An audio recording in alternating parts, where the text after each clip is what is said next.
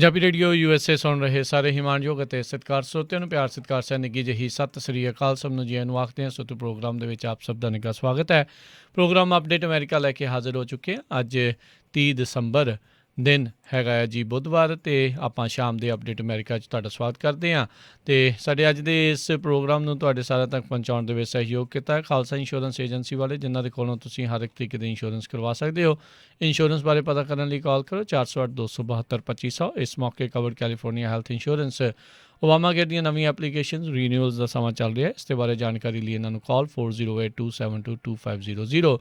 ਨਾਲ ਹੀ Amarjit Singh Fresno, Rajpal Singh, Kulwant Singh Lachhar Bakersfield, Avtar Singh Manzil Clovis, Manjit Singh Fremont, Major Singh Sidhu Bakersfield, Amarjit Singh, Jaswinder Kaur Virk Houston Texas, Sandhu ਪਰਿਵਾਰ Fremont, Pritpal Singh Atwal Elk Grove, Darshan Singh Kang Yuba City, Ranjit Singh Fresno, ਇਹਨਾਂ ਸਾਰਿਆਂ ਦਾ ਧੰਨਵਾਦ। ਜੇਕਰ ਤੁਸੀਂ ਜਾਂ ਕੋਈ ਹੋਰ ਕਾਰੋਬਾਰ ਵੀ ਇਸ ਪ੍ਰੋਗਰਾਮ ਨੂੰ ਸਪਾਂਸਰ ਕਰਨਾ ਚਾਹੁੰਦੇ ਹੋ, ਸੰਪਰਕ ਕਰ ਸਕਦੇ ਹੋ ਨੰਬਰ 408-722-7698 ਦੇ ਉੱਤੇ। ਪੰਜਾਬੀ ਰੇਡੀਓ USA ਦੇ ਤੁਸੀਂ AM FM ਸਟੇਸ਼ਨਸ, ਘਰ 'ਚ ਚੱਲ ਰਹੇ ਰੇਡੀਓ ਸੈਟਸ ਦੇ ਉੱਤੇ, ਔਨਲਾਈਨ ਐਪ ਦੇ ਜ਼ਰੀਏ ਫੇਸਬੁੱਕ, YouTube ਦੇ ਉੱਤੇ ਤੁਸੀਂ ਸਾਡੇ ਨਾਲ ਜੁੜੇ ਹੋਏ ਹੋ। ਤੁਹਾਡਾ ਸਾਰਿਆਂ ਦਾ ਸਵਾਗਤ ਹੈ। ਅਤੇ ਆਓ ਆਪਾਂ ਹੁਣ ਖਬਰਾਂ ਦੇ ਉੱਤੇ ਜਿਹੜੀ ਉਹ ਝਾਤ ਮਾਰਦੇ ਹਾਂ, ਨਜ਼ਰ ਮਾਰਦੇ ਹਾਂ। ਅੱਜ ਜਿਹੜੇ ਆ ਸਟੀਵਨ ਮਨੂਚਿਨ ਟਰੈਜਰੀ ਸੈਕਟਰੀ, ਉਹਨਾਂ ਨੇ ਕਿਹਾ ਵੀ $600 ਦੇ ਜਿਹੜੇ ਸਟਿਮੂਲਸ ਪੇਮੈਂਟਸ ਆ ਉਹ ਆਲਰੇਡੀ ਲੋਕਾਂ ਨੂੰ ਘੱਲਣੀਆਂ ਸ਼ੁਰੂ ਕਰ ਦਿੱਤੀਆਂ ਗਈਆਂ ਨੇ। ਅਤੇ ਕਹਿੰਦੇ ਵੀ ਅੱਜ ਜਿਹੜੇ ਮੰਗਲਵਾਰ ਸ਼ਾਮ ਤੋਂ ਇਹਨਾਂ ਨੇ ਜਿਹੜੇ ਬਹੁਤ ਤੇਜ਼ੀ ਦੇ ਨਾਲ ਇਸ ਦੇ ਉੱਤੇ ਕੰਮ ਕਰਦੇ ਹੋਏ ਕੋਵਿਡ ਰਿਲੀਫ ਬਿੱਲ ਦੇ ਤਹਿਤ $600 ਦੀਆਂ ਪੇਮੈਂਟਸ ਆ ਉਹ ਘੱਲਣੀਆਂ ਜਿਹੜੀਆਂ ਸ਼ੁਰੂ ਕੀਤੀਆਂ ਨੇ। ਮਿਲੀਅਨਸ ਆਫ ਅਮੈਰੀਕਨਸ ਆ ਜਿਹੜੀ ਇਨਕਮ ਦੇ ਹਿਸਾਬ ਦੇ ਨਾਲ ਇਸ ਦੇ ਅਧੀਨ ਆਉਣਗੇ, ਉਹਨਾਂ ਤੱਕ ਆਈਦਰ ਡਾਇਰੈਕਟ ਡਿਪੋਜ਼ਿਟ ਦੇ ਜ਼ਰੀਏ ਅਤੇ ਜਾਂ ਫਿਰ ਇਹਨਾਂ ਨੂੰ ਚੈੱਕ ਦੇ ਜ਼ਰੀਏ ਇਹਨਾਂ ਤੱਕ ਪੇਮੈਂਟਸ ਘੱਲਣੀਆਂ ਸ਼ੁਰੂ ਹੋਣ ਜਾਣਗੀਆਂ। ਅੱਜ ਤੋਂ ਪੇਪਰ ਜਿਹੜੇ ਚੈੱਕਸ ਆ ਉਹ ਵੀ ਮੇਲ ਆਊਟ ਕਰਨੇ ਇਹਨਾਂ ਨੇ ਸ਼ੁਰੂ ਕਰ ਦਿੱਤੇ ਗਏ ਨੇ, ਜਿਨ੍ਹਾਂ ਦੇ ਕੋਲ ਗਵਰਨਮੈਂਟ ਰਜਿਸਟਰਡ ਬੈਂਕ ਅਕਾਊਂਟਸ ਜਿਹੜੇ ਆ ਉਹ ਨਹੀਂ ਸੀਗੇ। ਸੋ ਇਹ ਜਿਹੜਾ ਆ ਉਹ right now corona virus relief bill ਦੇ ਤਹਿਤ ਹੋਇਆ ਆ, ਜਦ ਕਿ ਇਸ ਟਾਈਮ ਮਸਲਾ ਇਹ ਬਣਿਆ ਪਿਆ ਸੀਗਾ, ਜਿਹੜੇ ਰਾਸ਼ਟਰਪਤੀ ਟਰੰਪ ਅਤੇ ਡੈਮੋਕ੍ਰੇਟਸ ਚਾਹੁੰਦੇ ਸੀਗੇ ਵੀ $600 ਦੀ ਬਜਾਏ $2,000 ਅਮੈਰੀਕਨਸ ਤੱਕ ਜਾਇਆ ਜਾਵੇ। ਸੋ ਉਸ ਗੱਲ ਦਾ ਕਿਤੇ ਨਾ ਕਿਤੇ ਜਿਹੜੇ ਮਿਚ ਮਕੌਨਲ ਆ ਉਹਨਾਂ ਨੇ ਭੋਗ ਪਾ ਦਿੱਤਾ ਆ। ਉਹਨਾਂ ਨੇ ਕਿਹਾ ਆ ਵੀ ਮੈਨੂੰ ਕੋਈ ਵੀ ਜਿਹੜਾ ਇਹ ਰਾਹ ਆ ਉਹ ਦਿਸ ਨਹੀਂ ਰਿਹਾ ਵੀ ਸੈਨੇਟ ਦੇ ਵਿੱਚ ਇਹ ਕੁਇਕਲੀ ਜਿਹੜਾ ਆ ਉਹ ਪਾਸ ਹੋ ਸਕੇ। ਸੋ ਗ੍ਰਿਮ ਰੀਪਰ ਵੀ ਇਸ ਕਈ ਵਾਰੀ ਮਿਚ ਮਕੌਨਲ ਨੂੰ ਆਖ ਦਿੱਤਾ ਜਾਂਦਾ ਆ, ਜਿਹੜੇ ਉਹਨਾਂ ਦੇ ਕ੍ਰਿਟਿਕਸ ਆ ਉਹਨਾਂ ਦੇ ਦੁਆਰਾ। ਸੋ ਇੱਕ ਵਾਰੀ ਫਿਰ ਲੋਕਾਂ ਨੂੰ ਜਿਹੜੀ ਇਹ ਸਹਾਇਤਾ ਮਿਲਣ ਦੀ ਗੱਲ ਸੀਗੀ ਉਸ ਨੂੰ ਲੈ ਕੇ ਇਹਨਾਂ ਨੇ ਜਿਹੜੀ ਆਨਾਕਾਨੀ ਅਤੇ ਇੱਕ ਹਿਸਾਬ ਦੇ ਨਾਲ ਇਨਕਾਰ ਕਰ ਦਿੱਤਾ ਆ। ਇਹ ਜਿਹੜਾ ਹੋ ਸਕਦਾ ਆ ਵੀ ਇਹਨਾਂ ਨੂੰ ਜਾਰਜੀਆ ਦੀਆਂ ਰਨ ਆਫ ਇਲੈਕਸ਼ਨਸ ਦੇ ਵਿੱਚ ਇਸ ਦਾ ਖਾਮਿਆਜ਼ਾ ਜਿਹੜਾ ਭੁਗਤਣਾ ਪੈ ਸਕਦਾ ਆ। ਇਸੇ ਦੇ ਉੱਤੇ ਟਿੱਪਣੀਆਂ ਕਰਦੇ ਹੋਏ ਮਿਚ ਮਕੌਨਲ ਨੇ ਕਿਹਾ ਆ ਵੀ ਤੁਸੀਂ ਸਾਡੇ ਕੋਲ ਧੱਕੇ ਦੇ ਨਾਲ ਬੁਲੀ ਜਿਹੜਾ ਆ ਸੈਨੇਟ ਨੂੰ ਜਿਹੜਾ ਉਹ ਨਹੀਂ ਕਰ ਸਕਦੇ ਸਟਿਮੂਲਸ ਚੈੱਕਸ ਨੂੰ ਲੈ ਕੇ, ਜਿਹੜੇ ਕਿ $2,000 ਦੀ ਮੰਗ ਕਰ ਰਹੇ ਆ। ਅੱਜ ਬਰਨੀ ਸੈਂਡਰਸ ਵੀ ਸੈਨੇਟ ਦੇ ਵਿੱਚ ਪਹੁੰਚੇ, ਉਹਨਾਂ ਨੇ ਵੀ ਬੋਲੇ ਵੀ $2,000 ਦੇ ਸਟਿਮੂਲਸ ਚੈੱਕ ਦੀ ਬਹੁਤ ਜ਼ਿਆਦਾ ਜਿਹੜੀ ਆ ਲੋਕਾਂ ਨੂੰ ਜਿਹੜੀ ਉਹ ਜ਼ਰੂਰਤ ਹੈਗੀ ਆ। ਅਤੇ ਉਹਨਾਂ ਨੇ ਰਾਸ਼ਟਰਪਤੀ ਟਰੰਪ ਦੇ ਟਵੀਟ ਦੇ ਪ੍ਰਿੰਟ ਆਊਟ ਵੀ ਲੈ ਕੇ ਜਿਹੜੇ ਆ ਉੱਥੇ ਗਏ ਸੀ $2,000 ਇਸ ਐਪ ਵਾਲੇ। ਸੋ ਹੁਣ ਦੇਖਦੇ ਹਾਂ ਆਉਣ ਵਾਲੇ ਸਮੇਂ ਦੇ ਵਿੱਚ ਜਿਹੜਾ ਉਹ ਕੀ ਆਖਦੇ ਆ, ਕੀ ਹੁੰਦਾ ਆ। ਰਾਸ਼ਟਰਪਤੀ ਟਰੰਪ ਨੇ ਤਾਂ ਇੱਥੋਂ ਤੱਕ ਕਹਿ ਦਿੱਤਾ ਹੈ ਵੀ ਜਿਹੜੇ ਰਿਪਬਲਿਕਨ ਇਸ ਚੀਜ਼ ਦੇ ਹਮਾਇਤੀ ਨਹੀਂ ਆ, ਉਹ ਇੱਕ ਹਿਸਾਬ ਦੇ ਨਾਲ ਡੈਥ ਵਿਸ਼ ਜਿਹੜੀ ਉਹ ਕਰ ਰਹੇ ਆ, ਉਹਨਾਂ ਦੇ ਜਿਹੜੇ ਕਰੀਅਰ ਵੀ ਇੱਕ ਹਿਸਾਬ ਦੇ ਨਾਲ ਦਾਅ ਦੇ ਉੱਤੇ ਲੱਗ ਸਕਦੇ ਨੇ। ਰਾਸ਼ਟਰਪਤੀ ਟਰੰਪ ਦੇ ਨਾਲ ਤਕਰੀਬਨ ਸਾਰੇ ਡੈਮੋਕ੍ਰੇਟਸ ਅਤੇ ਕਈ ਜਿਹੜੇ ਸੈਨੇਟਰ ਰਿਪਬਲਿਕਨਸ ਆ, ਜਿਨ੍ਹਾਂ 'ਚ ਮਾਰਕੋ ਰੂਬੀਓ ਸੈਨੇਟਰ ਅਤੇ ਇਲੈਕਸ਼ਨ ਲੜ ਰਹੇ ਜਿਹੜੇ ਇਸ ਟਾਈਮ ਜਾਰਜੀਆ 'ਚ ਡੇਵਿਡ ਪਰਡਿਊ ਅਤੇ ਕੈਲੀ ਲੌਫਲਰ ਜਿਹੜੇ ਆ, ਉਹਨਾਂ ਨੇ ਵੀ ਇਸ 2,000 ਚੈੱਕਸ ਦੀ ਜਿਹੜੀ ਹਮਾਇਤ ਆ ਉਹ ਕੀਤੀ ਹੈਗੀ ਆ। ਸੋ ਜਾਰਜੀਆ ਦੀਆਂ ਰਨ ਆਫ ਇਲੈਕਸ਼ਨਸ ਦੇ ਉੱਤੇ ਵੀ ਜਿਹੜਾ ਇਸ ਦਾ ਅਸਰ ਪੈ ਸਕਦਾ ਆ। ਅਗਲੀ ਗੱਲ ਕਰਦੇ ਜਾਈਏ, ਪ੍ਰੈਜ਼ੀਡੈਂਟ ਇਲੈਕਟ ਜੋ ਬਾਈਡਨ, ਉਹਨਾਂ ਨੇ ਜਿਹੜਾ ਇੱਕ ਮੈਮੋ ਇਸ਼ੂ ਕੀਤਾ ਆ। ਉਹਨਾਂ ਨੇ ਕਿਹਾ ਵੀ 20 ਜਨਵਰੀ ਨੂੰ ਜਿਹੜੇ ਵੀ ਕੋਈ ਮਿਡਨਾਈਟ ਦੇ ਉੱਤੇ ਜਿਹੜੇ ਰੈਗੂਲੇਸ਼ਨਸ ਆ ਉਹਨਾਂ ਨੂੰ ਆਈਦਰ ਹਾਲਟ ਜਾਂ ਡਿਲੇ ਕਰ ਦਿੱਤਾ ਜਾਵੇ। ਬਹੁਤ ਵਾਰੀ ਦੇਖਿਆ ਗਿਆ ਹੈ ਜਾਂਦੇ ਹੋਏ ਜਿਹੜੇ ਵੀ ਕੋਈ ਐਡਮਿਨਿਸਟ੍ਰੇਸ਼ਨ ਆ ਉਹ ਆਪਣੇ ਪੱਧਰ ਦੇ ਉੱਤੇ ਆਪਣੇ ਲੋਕਾਂ ਨੂੰ ਜਾਂ ਆਪਣੇ ਜਿਹੜੇ ਨਜ਼ਦੀਕੀ ਆ ਉਹਨਾਂ ਨੂੰ ਖੁਸ਼ ਕਰਨ ਲਈ ਇੱਦਾਂ ਦੇ ਜਾਂ ਆ ਰਹੀ ਨਵੀਂ ਜਿਹੜੀ ਪ੍ਰਸ਼ਾਸਨ ਆ ਉਸ ਨੂੰ ਜਿਹੜਾ ਅੜਿੱਕਾ ਡਾਉਣ ਦੇ ਲਈ ਜਾਂ ਉਹਨਾਂ ਨੂੰ ਪਰੇਸ਼ਾਨ ਕਰਨ ਦੇ ਲਈ ਕੁਛ ਅਜਿਹੇ ਜਿਹੜੀਆਂ ਆ ਰੈਗੂਲੇਸ਼ਨਸ ਆ ਉਹ ਇੱਧਰ ਹਟਾ ਸਕਦੇ ਨੇ ਜਾਂ ਨਵੀਆਂ ਜਿਹੜੀਆਂ ਉਹ ਲਾ ਦਿੰਦੇ ਹੁੰਦੇ ਨੇ। ਪਰ ਬਾਈਡਨ ਜਿਹੜੇ ਆ ਉਹਨਾਂ ਨੇ ਆਲਰੇਡੀ ਇੱਕ ਕਹਿੰਦੇ ਆ ਮੈਮੋ ਇਸ਼ੂ ਕੀਤਾ ਹੋਇਆ ਆ ਵੀ ਇਸ ਤਰੀਕੇ ਦੇ ਨਾਲ ਵੀ ਜਿਹੜਾ ਵੀ ਕੋਈ ਉਸ ਮਿਡਨਾਈਟ ਨੂੰ ਹੋਵੇ ਉਸ ਦੇ ਉੱਤੇ ਜਿਹੜੀ ਆ ਡਿਲੇ ਕਰ ਦਿੱਤਾ ਜਾਵੇ ਜਾਂ ਉਸ ਨੂੰ ਕੁਝ ਸਮੇਂ ਲਈ ਰੋਕ ਦਿੱਤਾ ਜਾਵੇ। ਸੋ ਫਰੀਜ਼ ਕਹਿੰਦੇ ਆ ਵੀ ਉਹਨਾਂ ਨੇ ਲਾਉਣ ਦੀਆਂ ਗਾਈਡਲਾਈਨਸ ਆ ਇਹ ਦਿੱਤੀਆਂ ਹੈਗੀਆਂ ਆ। ਸੋ 20 ਜਨਵਰੀ ਨੂੰ ਹੀ ਜਿਹੜੇ ਆ ਉਹਨਾਂ ਨੇ ਮੈਮੋ ਜਿਹੜਾ ਆ ਉਹ ਕਹਿੰਦੇ ਆ ਵੀ ਉਸ ਨੂੰ ਇਫੈਕਟ ਦੇ ਵਿੱਚ ਉਹ ਆਵੇਗਾ ਜਦੋਂ ਹੀ ਜਿਹੜੇ ਜੋ ਬਾਈਡਨ ਆ ਪ੍ਰੈਜ਼ੀਡੈਂਟ ਦੀ ਸਹੁੰ ਜਿਹੜੀ ਉਹ ਚੁੱਕ ਲੈਣਗੇ। ਅਗਲੀ ਜਿਹੜੀ ਗੱਲ ਕਰਦੇ ਜਾਈਏ ਸੈਂਸਸ ਬਿਊਰੋ ਕਹਿੰਦੇ ਜਿਹੜੇ 31 ਦਸੰਬਰ ਦੀ ਡੈਡਲਾਈਨ ਆ ਉਸ ਨੂੰ ਮਿਸ ਕਰਨ ਜਾ ਰਹੇ ਹੈਗੇ ਆ। ਕਹਿੰਦੇ ਪਹਿਲੀ ਵਾਰੀ ਹੋਵੇਗਾ ਵੀ ਸੈਂਸਸ ਬਿਊਰੋ ਇਹ ਆਪਣੀ ਡੈਡਲਾਈਨ ਮਿਸ ਕਰਨਗੇ। 31 ਦਸੰਬਰ ਡੈਡਲਾਈਨ ਰੱਖੀ ਗਈ ਸੀਗੀ ਵੀ ਇਸ ਡੈਡਲਾਈਨ ਤੱਕ ਇਹਨਾਂ ਨੇ ਸੈਂਸਸ ਬਿਊਰੋ ਨੇ ਜਿੰਨੇ ਵੀ ਆંકੜੇ ਆਏ ਆ ਉਹਨਾਂ ਨੂੰ ਸਾਰਾ ਕੁਛ ਠੀਕ ਕਰਕੇ ਜਿਹੜਾ ਉਹ ਕਾਂਗਰਸ ਦੇ ਮੂਹਰੇ ਜਿਹੜਾ ਉਹ ਪੇਸ਼ ਕਰਨਾ ਹੁੰਦਾ ਆ। ਪਰ ਕਹਿੰਦੇ ਵੀ ਸੈਂਸਸ ਬਿਊਰੋ ਮਿਸ ਕਰਨ ਜਾ ਰਹੀ ਆ। ਸੋ ਜ਼ਿਆਦਾਤਰ ਕਾਂਗਰਸ ਦੇ ਦੁਆਰਾ ਜਦੋਂ ਕੋਈ ਇੱਦਾਂ ਦੀ ਨੌਬਤ ਆਉਂਦੀ ਆ ਅਤੇ ਇਸ ਡੈਡਲਾਈਨ ਨੂੰ ਅੱਗੇ ਵਧਾ ਦਿੱਤਾ ਜਾਂਦਾ ਹੈਗਾ ਆ। ਰਾਸ਼ਟਰਪਤੀ ਟਰੰਪ ਚਾਹੁੰਦੇ ਸੀ ਕਿ ਵੀ ਸੈਂਸਸ ਦੇ ਵਿੱਚ ਅਨਡਾਕੂਮੈਂਟਡ ਇਮੀਗ੍ਰੈਂਟਸ ਆ ਉਹਨਾਂ ਦੇ ਆંકੜੇ ਜਿਹੜੇ ਆ ਉਹ ਨਾ ਵਰਤੇ ਜਾਣ। ਤਾਂ ਇਸ ਹਿਸਾਬ ਦੇ ਨਾਲ ਜਿਹੜੀਆਂ ਹਾਊਸ ਦੀਆਂ ਸੀਟਸ ਆ ਉਹਨਾਂ ਉੱਤੇ ਕਈ ਸੂਬਿਆਂ ਦੇ ਵਿੱਚ ਅਸਰ ਪੈਣਾ ਸੀਗਾ। ਆਲਰੇਡੀ ਸੁਪਰੀਮ ਕੋਰਟ ਨੇ ਵੀ ਰਾਸ਼ਟਰਪਤੀ ਟਰੰਪ ਨੂੰ ਜਿਹੜਾ ਆ ਇਸ ਦੇ ਵਿੱਚ ਕੋਈ ਬਹੁਤੀ ਹਮਾਇਤ ਨਹੀਂ ਸੀ ਦਿੱਤੀ, ਪਰ ਇੱਕ ਜਿਹੜੀ ਉਹਨਾਂ ਨੇ ਆਸ ਜਿਹੜੀ ਉਹ ਬੁਝਾਈ ਸੀ ਵੀ ਜੇ ਇੱਦਾਂ ਕਰਨਾ ਆ ਅਤੇ ਇਹ ਕਰਨ ਦੇ ਲਈ ਕੀ ਜਿਹੜੀਆਂ ਤਿਆਰੀਆਂ ਆ ਉਹ ਤੁਹਾਡੇ ਕੋਲ ਹੈਗੀਆਂ ਨੇ। ਪਰ ਉਸ ਨੂੰ ਲੈ ਕੇ ਸੈਂਸਸ ਬਿਊਰੋ ਲੱਗ ਰਿਹਾ ਆ ਵੀ ਆਪਣੀ ਇਹ ਡੈਡਲਾਈਨ ਮਿਸ ਕਰ ਜਾਊਗਾ ਅਤੇ ਜੇ ਡੈਡਲਾਈਨ ਕਹਿੰਦੇ ਮਿਸ ਹੁੰਦੀ ਆ ਅਤੇ ਰਾਸ਼ਟਰਪਤੀ ਟਰੰਪ ਜਿਹੜਾ ਇੱਕ ਕੋਸ਼ਿਸ਼ ਕਰ ਰਹੇ ਆ ਐਕਸਕਲੂਡ ਕਰਨ ਦੀ ਅਨਡਾਕੂਮੈਂਟਡ ਇਮੀਗ੍ਰੈਂਟਸ ਨੂੰ, ਉਹ ਉਹਨਾਂ ਦੇ ਲਈ ਕਰਨਾ ਕਾਫੀ ਮੁਸ਼ਕਿਲ ਹੋ ਜਾਵੇਗਾ। ਹਰ 10 ਸਾਲ ਬਾਅਦ ਮੁਲਕ ਦੇ ਵਿੱਚ ਮਰਦਮਸ਼ੁਮਾਰੀ ਜਿਹੜੀ ਆ ਉਹ ਕੀਤੀ ਜਾਂਦੀ ਆ।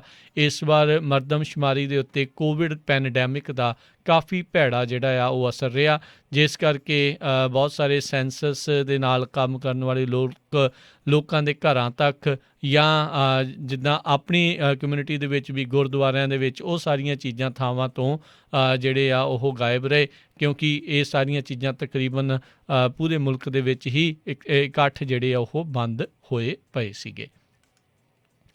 ਅਗਲੀ ਜਿਹੜੀ ਆਪਾਂ ਗੱਲ ਕਰਦੇ ਜਾਈਏ, ਜਿੱਦਾਂ ਆਪਾਂ ਸਵੇਰੇ ਵੀ ਜ਼ਿਕਰ ਕੀਤਾ ਸੀ ਵੀ ਨੈਸ਼ਵਿਲ ਦੇ ਵਿੱਚ ਜਿੱਥੇ ਜਿਹੜਾ ਆ ਵਾਰਨਰ ਨੇ ਇੱਕ ਬੰਬ ਧਮਾਕਾ ਕੀਤਾ ਸੀ ਜਿਸ ਦੇ ਵਿੱਚ ਕਾਫੀ ਬਿਲਡਿੰਗਸ ਦਾ ਨੁਕਸਾਨ ਹੋਇਆ, 3 ਲੋਕ ਜਿਹੜੇ ਉਹ ਜ਼ਖਮੀ ਵੀ ਹੋਏ ਸੀ। ਉਸ ਦੀ ਗਰਲਫਰੈਂਡ ਨੇ ਇਹ ਜ਼ਿਕਰ ਕੀਤਾ ਸੀ 2019 ਦੇ ਵਿੱਚ ਉਹਨਾਂ ਨੇ ਪੁਲਿਸ ਨੂੰ ਇਹ ਟਿਪ ਦਿੱਤੀ ਸੀ ਵੀ ਇਹ ਬੰਦਾ ਜਿਹੜਾ ਆ ਆਲਰੇਡੀ ਐਕਸਪਲੋਸਿਵ ਬੰਬ ਜਿਹੜਾ ਉਹ ਬਣਾਉਣਾ ਜਾਣਦਾ ਹੈ, ਜਿਹੜਾ ਕ੍ਰਿਸਮਸ ਦੇ ਉੱਤੇ ਜਿਸ ਨੇ ਬੰਬ ਜਿਹੜਾ ਬਾਅਦ ਚਲਾਇਆ ਸੀ। ਨੈਸ਼ਵਿਲ ਪੁਲਿਸ ਨੇ ਕਿਹਾ ਵੀ ਅਸੀਂ ਆਪਣਾ ਜਿਹੜਾ ਰਿਸਪੌਂਸ ਉਸ ਟਿਪ ਨੂੰ ਦਿੱਤਾ ਆ ਉਸ ਦੇ ਉੱਤੇ ਜਿਹੜਾ ਉਹ ਕਾਇਮ ਹੈਗੇ ਆ।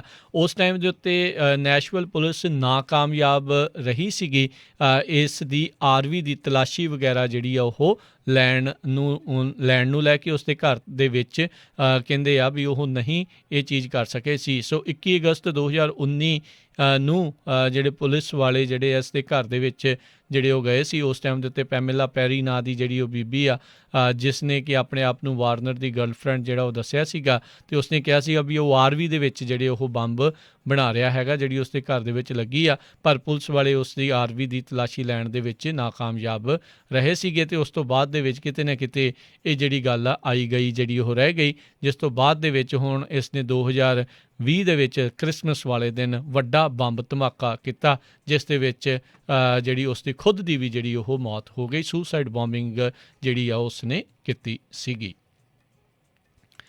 ਅਗਲੀ ਜਿਹੜੀ ਗੱਲ ਕਰਦੇ ਜਾਈਏ, ਜਿਹੜਾ UK ਦਾ ਵੇਰੀਐਂਟ ਆਇਆ ਕਰੋਨਾ ਵਾਇਰਸ ਦਾ, ਜਿਹੜਾ ਕੋਲੋਰਾਡੋ ਦੇ ਵਿੱਚ ਪਹਿਲੇ ਬੰਦੇ ਦੇ ਉੱਤੇ ਰਿਪੋਰਟ ਦੱਸੀ ਗਈ ਸੀ ਵੀ ਉਸ ਨੂੰ ਪਾਇਆ ਗਿਆ ਆ, ਉਹ ਇੱਕ ਕਹਿੰਦੇ ਆ ਵੀ ਨੈਸ਼ਨਲ ਗਾਰਡ ਦਾ ਮੈਂਬਰ ਸੀਗਾ।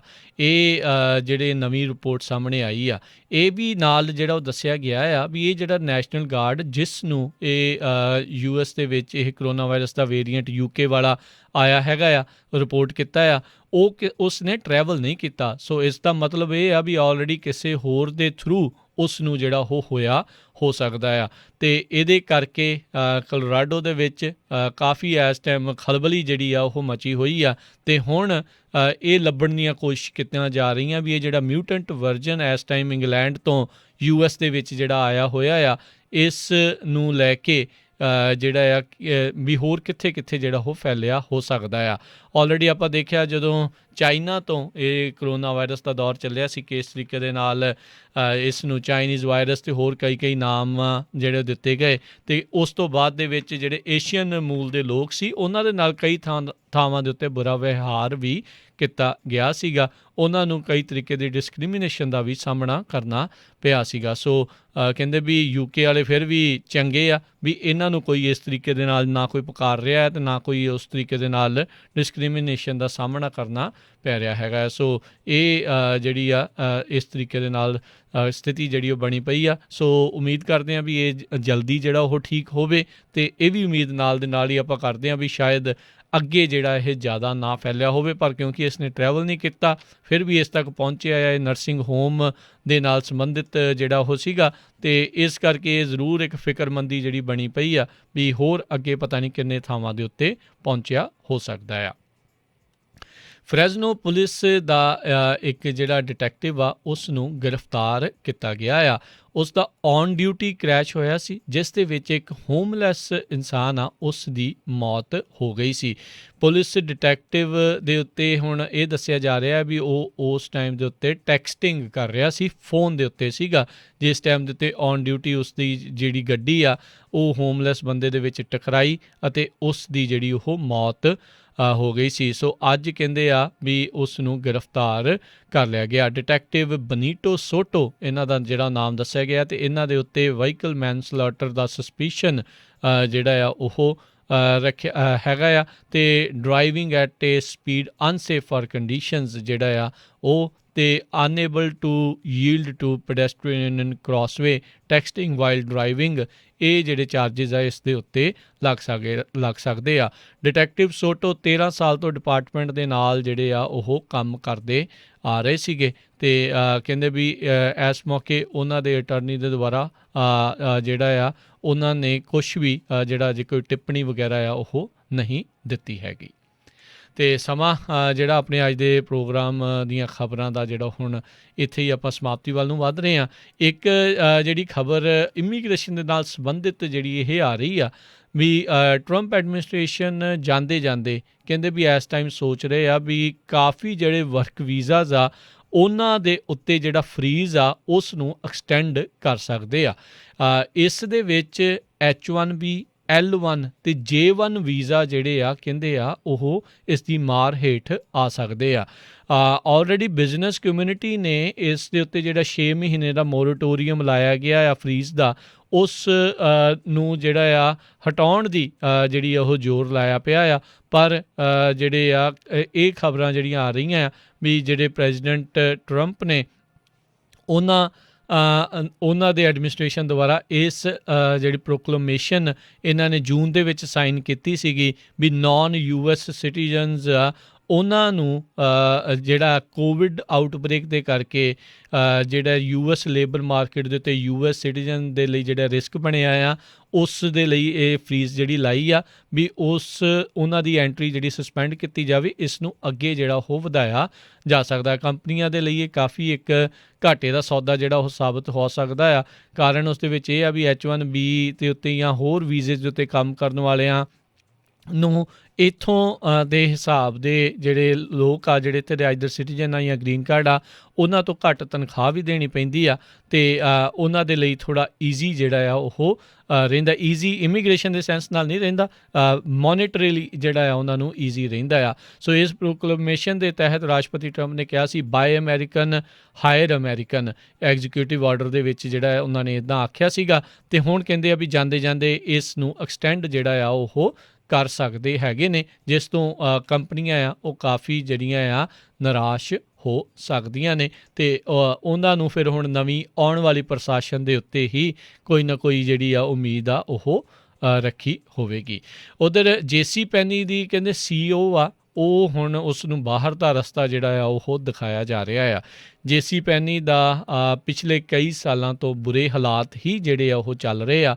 ਜਿਲ ਸੋਲਟਾਊ ਇਹਨਾਂ ਨੂੰ ਹਾਇਰ ਕੀਤਾ ਗਿਆ ਸੀਗਾ ਵੀ ਜੇਸੀ ਪੈਨੀ ਨੂੰ ਬਚਾ ਲੈਣ, ਪਰ ਕਹਿੰਦੇ ਆ ਵੀ ਇਹ ਕੰਪਨੀ ਹੁਣ ਬੁਰੇ ਹਾਲ ਹੀ ਆ, ਬੈਂਕਰਪਸੀ ਤੱਕ ਦੀ ਜਿਹੜੀ ਨੌਬਤ ਆ ਉਹ ਆ ਚੁੱਕੀ ਹੋਈ ਆ। ਸੋ ਕਹਿੰਦੇ ਵੀ ਹੁਣ ਉਹਨਾਂ ਨੂੰ ਵੀ ਬਾਹਰ ਦਾ ਰਸਤਾ ਜਿਹੜਾ ਆ ਉਹ ਦਿਖਾ ਦਿੱਤਾ ਗਿਆ ਆ, ਕਿਉਂਕਿ ਜੇਸੀ ਪੈਨੀ ਦੇ ਜਿਹੜੇ ਸਟੋਰਸ ਆ ਧੜਾ ਧੜ ਜਿਹੜੇ ਉਹ ਕਈ ਥਾਵਾਂ ਦੇ ਉੱਤੇ ਬੰਦ ਹੋ ਰਹੇ ਆ ਅਤੇ ਬਿਜ਼ਨਸ ਜਿਹੜਾ ਆ ਉਹ ਬਹੁਤ ਜ਼ਿਆਦਾ ਲੂਜ਼ ਕਰ ਰਹੇ ਆ। ਜੇਸੀ ਪੈਨੀ ਇੱਕ ਟਾਈਮ ਦੇ ਉੱਤੇ $4 ਬਿਲੀਅਨ ਦੇ ਡੈਟ ਦੇ ਵਿੱਚ ਸੀਗਾ ਅਤੇ ਕ੍ਰੈਡਿਟ ਰੇਟਿੰਗ ਜਿਹੜੀ ਆ ਉਹਨਾਂ ਦੀ ਬਿਲਕੁਲ ਜੰਕ ਕਹਿੰਦੇ ਆ ਹੋ ਚੁੱਕੀ ਸੀ ਅਤੇ ਹਾਲਾਤ ਉਹਨਾਂ ਦੇ ਕਾਫੀ ਜਿਹੜੇ ਉਹ ਮਾੜੇ ਸੀਗੇ। ਸੋ ਕਹਿੰਦੇ ਵੀ ਜਿਹੜੀ ਇਹ CEO ਸੀਗੀ ਇਹ ਰੀਟੇਲ ਜਿਹੜੇ ਆ ਵਰਲਡ ਦੇ ਵਿੱਚ ਕਾਫੀ ਵੈਟਰਨ ਲੀਡਰ ਜਿਹੜੀ ਆ ਉਹ ਮੰਨੀ ਜਾਂਦੀ ਸੀਗੀ, ਪਰ ਕੋਵਿਡ-19 ਦੇ ਆਉਣ ਕਰਕੇ ਜੇਸੀ ਪੈਨੀ ਦੇ ਜੇ ਕੋਈ ਉਮੀਦ ਸੀਗੀ ਵੀ ਉਹ ਮੁੜ ਕੇ ਉੱਭਰ ਸਕਦੇ ਆ, ਉਸ ਦੇ ਉੱਤੇ ਵੀ ਪਾਣੀ ਫਿਰ ਗਿਆ ਹੈਗਾ ਆ। ਸੋ ਇਸੇ ਦੇ ਚੱਲਦਿਆਂ ਹੁਣ ਇਹਨਾਂ ਦੇ ਹਾਲਾਤ ਜਿਹੜੇ ਆ ਉਹ ਮਾੜੇ ਨੇ ਅਤੇ ਇਹ ਆਪਣੇ ਅਹੁਦੇ ਤੋਂ ਜਿਹੜੇ ਆ ਉਹ ਹੁਣ ਇਹਨਾਂ ਨੂੰ ਪਰੇ ਕਰ ਦਿੱਤਾ ਗਿਆ ਆ। ਅਤੇ ਜਾਂਦੇ ਜਾਂਦੇ ਜੇ ਤੁਹਾਨੂੰ ਸਟਾਕ ਮਾਰਕੀਟ ਦੇ ਉੱਤੇ ਜਿਹੜੀ ਉਸ ਦੇ ਝਾਤਖੋਰੀ ਕਰਦੇ ਜਾਈਏ, ਡਾਓ ਜੋਨਸ ਅੱਜ ਦੀ ਕਲੋਜ਼ਿੰਗ ਤੱਕ ਜਿਹੜਾ 74 ਪੁਆਇੰਟ ਦਾ ਉਸ ਦੇ ਵਿੱਚ ਇਜ਼ਾਫਾ ਦੇਖਿਆ ਗਿਆ, 30,410 ਦੇ ਉੱਤੇ ਕਲੋਜ਼ ਹੋਈ। ਨੈਸਡੈਕ ਦੇ ਵਿੱਚ 20 ਪੁਆਇੰਟ ਵਧੇ, 12,870 ਦੇ ਉੱਤੇ ਇਹ ਕਲੋਜ਼ ਹੋਈ। S&P ਦੇ ਵਿੱਚ 5 ਪੁਆਇੰਟਾਂ ਦਾ ਇਜ਼ਾਫਾ ਹੋਇਆ, 3732 ਦੇ ਉੱਤੇ ਇਹ ਕਲੋਜ਼ ਹੋਈ। ਸੋਨੇ ਦੀ ਜਿਹੜੀ ਕੀਮਤ ਆ ਉਹ $1901 ਪ੍ਰਤੀ ਆਊਂਸ ਰਹੀ। ਜਿਹੜੇ ਆ ਇੱਕ $1 ਜਿਹੜਾ ਆ 73 ਰੁਪਈਏ 19 ਪੈਸੇ ਜਿਹੜਾ ਭਾਰਤੀ ਰੁਪਈਏ ਦੇ ਮੁਕਾਬਲੇ ਜਿਹੜੀ ਉਸਦੀ ਕੀਮਤ ਰਹੀ, ਅਤੇ ਇੱਕ $1 $1.27 ਕੈਨੇਡੀਅਨ ਡਾਲਰ ਦੇ ਬਰਾਬਰ ਰਿਹਾ। ਅਤੇ ਹੁਣ ਇੱਥੇ ਹੀ ਜਿਹੜਾ ਆ ਆਪਾਂ ਅੱਜ ਦੇ ਪ੍ਰੋਗਰਾਮ ਨੂੰ ਹੁਣ ਸਮਾਪਤ ਕਰਦੇ ਹਾਂ। ਮਿਲਦੇ ਹਾਂ ਤੁਹਾਨੂੰ ਸਾਰਿਆਂ ਨੂੰ ਅਗਲੀ ਵਾਰ। ਉਦੋਂ ਤੱਕ ਲਈ ਮੇਰੇ ਰਾਜਕਨਵੀਰ ਸਿੰਘ ਵੱਲੋਂ ਤੁਹਾਨੂੰ ਸਾਰਿਆਂ ਨੂੰ ਪਿਆਰ ਸਤਿਕਾਰ ਸਨਿੱਘੀ ਕੀ ਜਿਹੀ ਸਤਿ ਸ੍ਰੀ ਅਕਾਲ। ਜਿਉਂਦੇ ਵਾਸਤੇ ਰਹੋ, ਹੱਸਦੇ ਖੇਲਦੇ ਰਹੋ ਅਤੇ ਸੁਣਦੇ ਰਹੋ ਜੀ ਪੰਜਾਬੀ ਰੇਡੀਓ USA।